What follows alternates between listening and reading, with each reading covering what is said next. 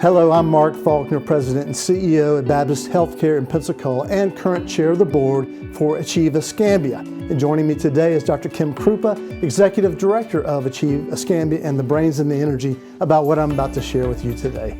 We're excited to share an example here in Escambia County of how we're working together to improve quality of life and impact the overall community. Baptist Healthcare is the second largest employer in the region, about 7,300 employees. We operate hospitals and clinics and other things, but about a third of our revenue has nothing to do with healthcare. We're involved in foster care and adoptions. We employ people with disabilities throughout the state, and in fact 17 other states. We operate many community-based behavioral health programs. And within that sphere, 5 years ago, part of our organization got involved in trauma-informed care, understanding childhood events and how they affect so many aspects of life. In fact, we broadened that internally now to engage partners in the community. Over 1,000 people participated in a conference just last year to learn more about trauma-informed care. And wow, 2020, what a year it's been, right? With hurricanes and the pandemic and many other challenges, affecting especially those of minority and those that, from an equity standpoint.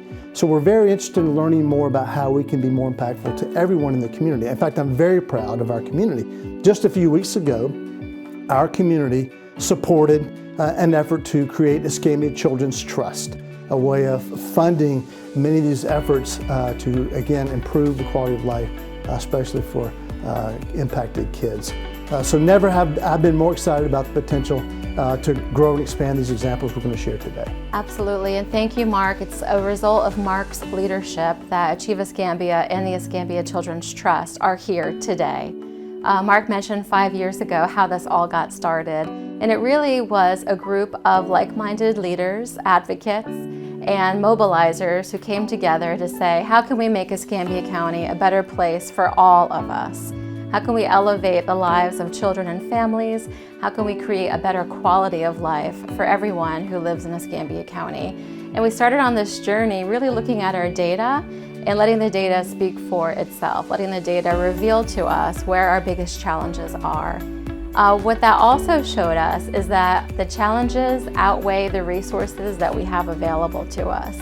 But it was us coming together over years and years and years that laid the foundation for the Escambia Children's Trust success, where we were able to mobilize hundreds of people in a campaign that was less than 9 months long because we had built this foundation of trust, coming together over a shared agenda and shared ability to problem solve. So now we're taking the learnings of Achieve Escambia and its impact on education, we're taking that to the health sector now through Achieve Healthy Escambia, which is a two-county partnership, a collective impact to affect health outcomes. Just as we, in our county, we ranked low relative to the state in educational outcomes, so it was true with health outcomes as well as financial stability. They're all connected, and so we're interested in taking that collective impact model now to the health sector, and we're excited about what those learnings are going to bring to us in the coming days. And as Mark said, equity is at the center of everything that we do, from household to community to environment. It's embedded in our DNA. So we hope these examples have been helpful to you. We're thrilled and excited for what's happening with the children's movement of Florida, and we're inspired by all those efforts. We're anxious to learn about what you're doing throughout the state as well, as we all work together to improve the quality of life throughout the entire state of Florida.